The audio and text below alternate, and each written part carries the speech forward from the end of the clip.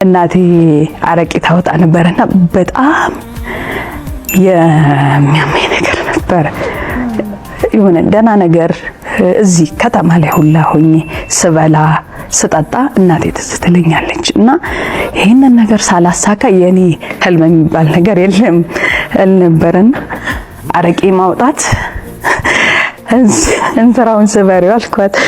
አረቄ የምታወጣበትንና ማውጣቱ ብቻ አይደለም ፀሐዩ ወጣ ደግሞ አረቄ ለመሸጥ የሆነ ቀን ክረምት ሄዳለሁና ሳያት ገበያ ላይ አረቄ ረጅም ሰዓት ይዘሽ ፀሐይ ቤት በእሳት ውጭ ላይ ደግሞ የሚያቃጥል ፀሐይ 2 ሰዓት ነው።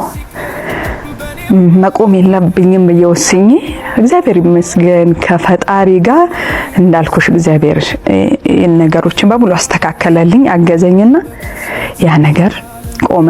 ለእናቴ ተወሰነ ወደ ንግድ የምትገባበትን ነገር መኖሪያም ምንም ተስተካከለና አሁን አለፉ ነገሮች በሙሉ እህቴ ተመረቀች፣ ጥሩ ስራ ያዘች፣ ሁሉም መስመር ያዘ ከፈጣሪ ጋር